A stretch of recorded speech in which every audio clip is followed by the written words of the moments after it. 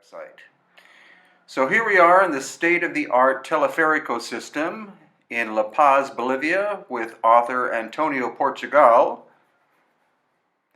We were just on the orange line, and now we're walking into the terminal to catch the blue line. And the blue line takes us all the way to the edge of La Paz and the city of El Alto, making the trip to Pumapunku and Tiwanaku that much shorter. So this is your first glimpse of Pumapunku. There are two of the famous H blocks, of which there are 9 in total. And this is an ancient gate. Here you're looking at the foundation blocks at Pumapunku. One of them weighs 131 tons. And this again gives you a sense of the size of these foundation blocks. Massive red sandstone slabs.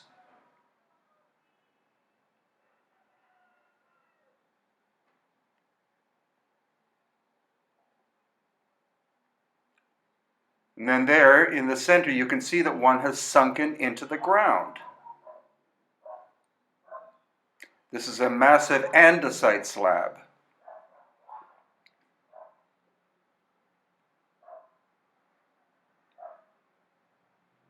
And this is the remains of a broken H block. And here are 4 of the H blocks in a row.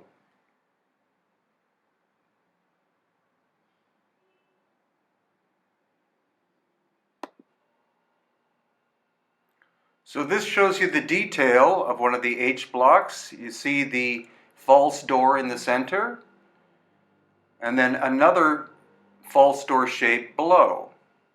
Now the one next to it was never finished because you can see the surface is rougher and there is no false door in the center either in the top or the bottom, showing us Pumapunku was never completed. And now I'm examining using a Tesla meter, and this shows that there are magnetic anomalies on the H blocks. The normal background is 23.5 microteslas, and you can see that the H block is quite complicated in terms of its magnetism, which is a curiosity that I'm doing further work on.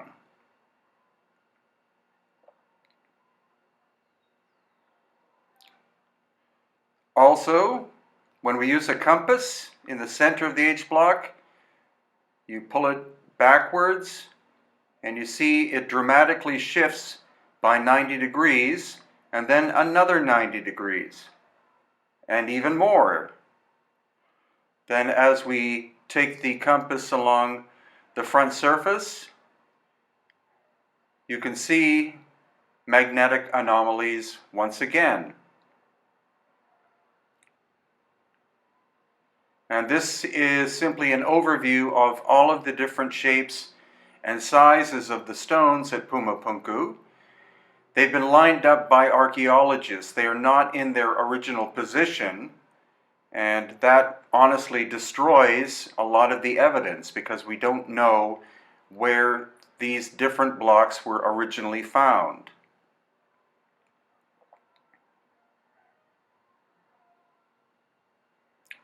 Also, with this very curious and unique block, you see that channel that's carved into it, as if a router did it. And drill holes which are very evenly spaced. So when we take the magnet, you can see again major magnetic anomalies occurring. Probably more than simply the geology of the stone. And then when we take the magnet and go down, you can see there is no change in the magnetism, which is curious. Here we see the keystone cuts of various shapes and sizes found at Pumapunku.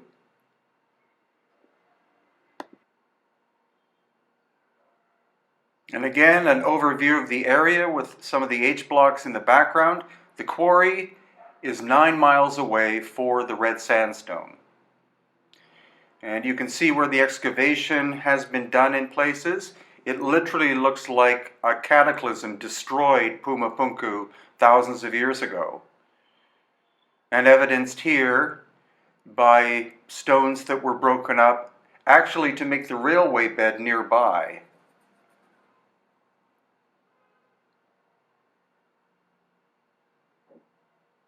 And once again, this is an overview of the site.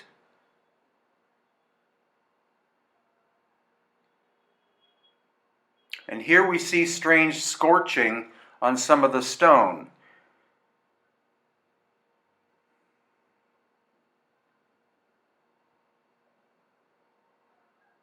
The scorching appears to be very intense heat, not a local fire, but possibly cataclysmic heat.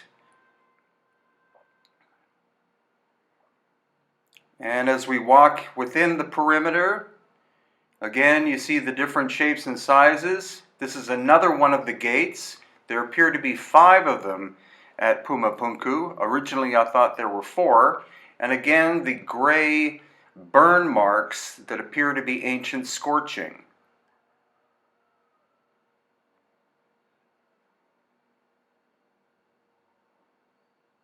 The glyphs or relief carving was done by the Tiwanaku culture between 1 and 2,000 years ago, but they were not responsible for the original construction because of the size and detail work of the shaping of the stone. It could not have been done by a Bronze Age culture. And here on some of the red sandstone blocks, again you see this curious scorching and actual melting of the stone, turning the red sandstone into a blackened, almost glass-like material. And this is the perimeter of Pumapunku, the so-called pyramid of Pumapunku. And you notice the 4 distinct layers of red sandstone. But then interlocked are andesite blocks which are highly magnetic. Most of it has been removed or was done so in the past centuries to build the local town. But I suspect because of the magnetic layer that the whole structure of Pumapunku's border perimeter was magnetic. And then as we walk down into the excavation, you see that some layers of Pumapunku were buried at one point in mud. And this is evidenced by blocks that are sticking out of the ground that would have originally been part of the Pumapunku complex. Contrast that work with this, which was done by the Tiwanaku culture between 1 and 2,000 years ago, simply recycling broken parts of Pumapunku.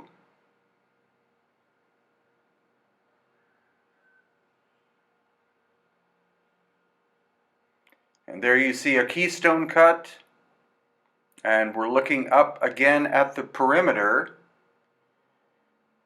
And notice how the left-hand side was completely destroyed.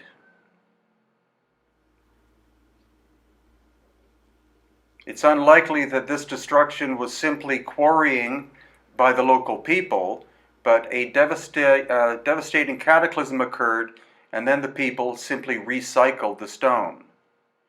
That is Lake Titicaca in the background.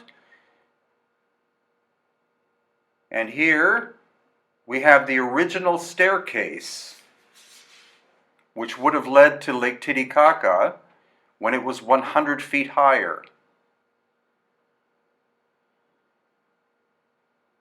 In this part of the video, you see the extremely heavy weathering of the red sandstone. And then in the foreground, you see that the Tiwanaku culture repaired it by using stone from Pumapunku, recycling.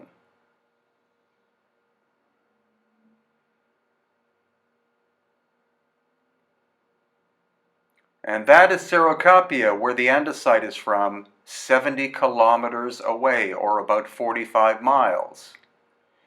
This shows you that the back of the H blocks were not the same and are not the same, so they were not created en masse. Each was hand done. So this was filmed in September of 2017. We returned again in October of 2017, and we'll be returning again in November 2017 with author Robert Boval.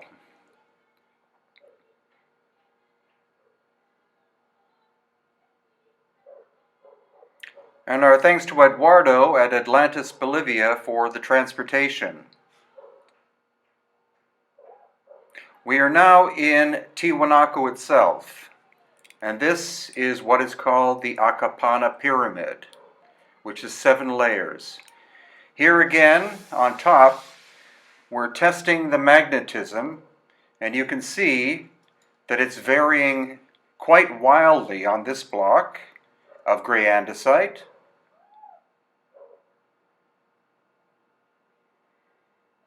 And then here again on another block next to the first one.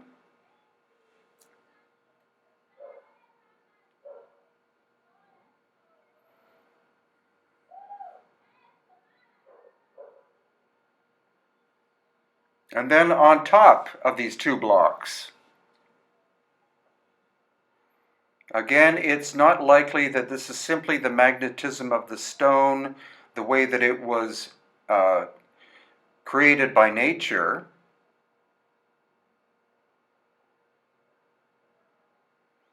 But it's very likely that the original builders chose this andesite from 70 kilometers away because of its magnetic properties and likely enhanced it somehow.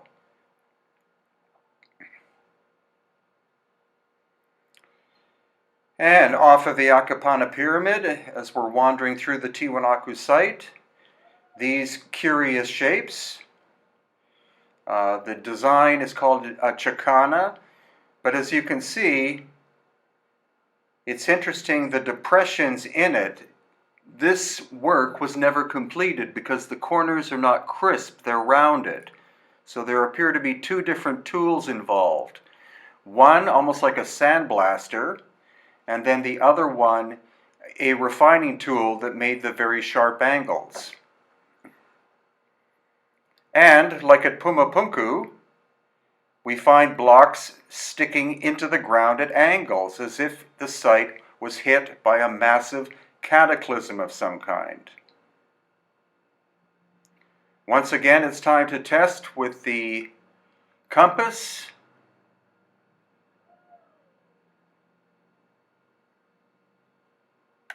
And we're getting some interesting variation to some degree on this block. And then on the adjacent block, again, you see quite a bit of variation in the magnetism. And finally, a trip to Tiwanaku is not complete without visiting the most famous aspect of the site, which is the ancient Sun Gate.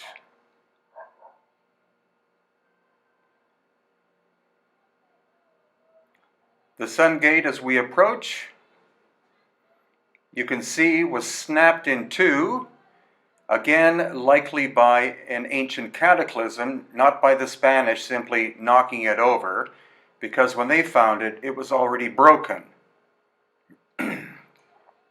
And another point is the front side is more finely finished than the back side here, and that's because the Sun Gate had been lying down on its front for probably thousands of years, and the backside shows the excessive weathering from rain and from sun and from the wind.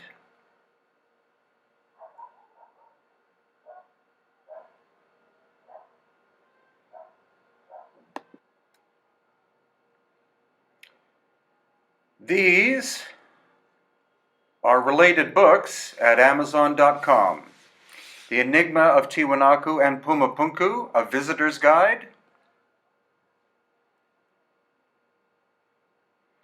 Lost ancient technology of Peru and Bolivia.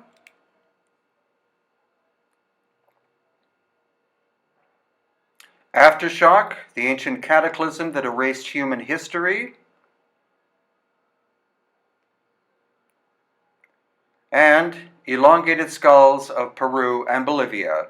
Many elongated skulls have been found at Pumapunku and Tiwanaku.